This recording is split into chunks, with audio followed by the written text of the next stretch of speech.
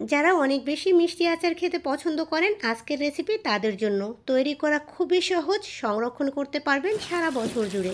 Hello everyone, আমার চ্যানেলে নতুন আরও একটা রেসিপি দেখার জন্য সবাইকে ওয়েলকাম করছি। আজ তৈরি করে দেখাবো মিষ্টি আমের আচার।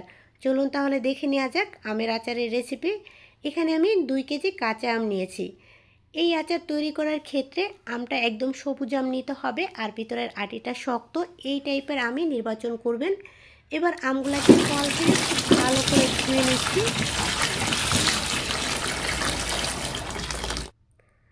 ওখান থেকে আমি 1 কেজি পরিমাণ মানে 4টা আম নিয়ে নিয়েছি। আমরা যেহেতু ভিডিও করি তো বিভিন্ন টাইপের আচার তৈরি করতে হয়, সেই সুবাদে অল্প করেই তৈরি করব। তবে আপনারা যদি চান এটাকে অনেক বাড়িয়ে তৈরি করবেন, কারণ এই আচারটা অনেক বেশি মজার হয়। আমগুলোকে ছিলে একদম এরকম পিস পিস করে আমি কেটে নিয়েছি। আর কিভাবে পিস করেছি দেখেই বুঝতে পারছেন, একদমও পাতলা না একদম মোটাও না। এবার আমের ভিতরের যে আটির অংশটা থাকে, সাইডে একটা স্কিন থাকে সাদা, সেগুলোকেও তুলে নিচ্ছি।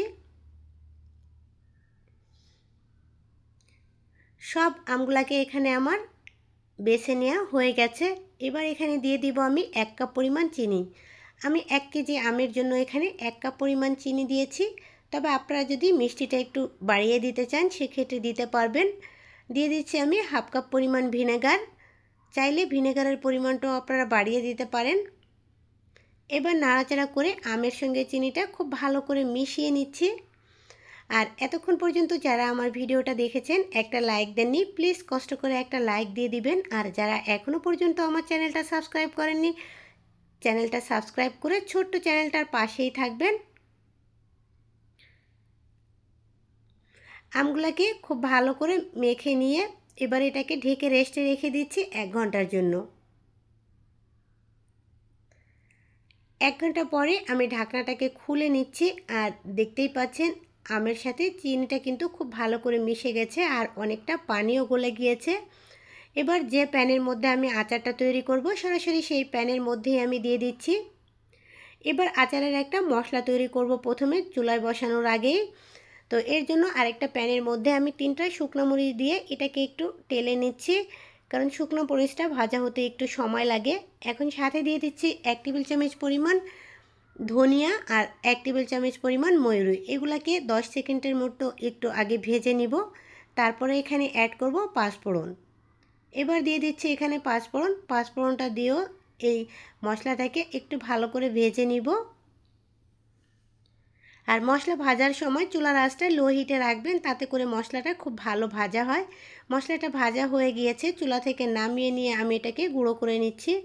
এবার প্যানটাকে আমি তুলে দিয়েছি এবং আচার থেকে কিন্তু বলক আসতে শুরু করেছে এবং আমের কালারটাও কিন্তু চেঞ্জ হয়ে গিয়েছে, দেখেই বুঝতে পারছেন।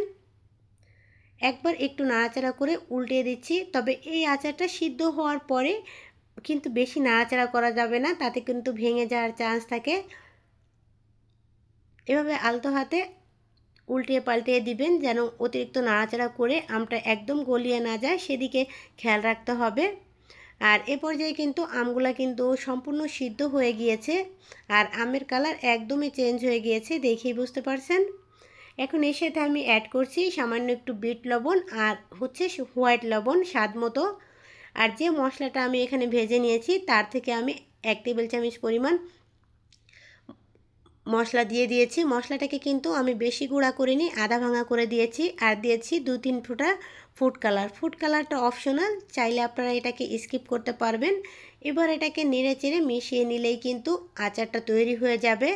আর এই আচারের ক্ষেত্রে কিন্তু অতিরিক্ত কোনো মশলা দেওয়ার কোনো প্রয়োজন নেই। আর অলরেডি কিন্তু আমার আচারটা হয়ে গিয়েছে। এখন আমি একটা সার্ভিং প্লেটে নিয়ে নিচ্ছি আর আপনাদেরকে দেখিয়ে দিচ্ছি। আমি কিন্তু আগেই বলেছি পরিমাণে একটু আমি কমই করেছি, আপনারা চাইলে এটা পরিমাণে আরও অনেক বেশি বাড়িয়ে করবেন, কারণ এটা অনেক বেশি মজার হয়। আজ এ পর্যন্তই, বিদায় নিচ্ছি। সবাই অনেক বেশি ভালো থাকবেন। দেখা হবে অন্য কোনো রেসিপিতে। আল্লাহ হাফেজ।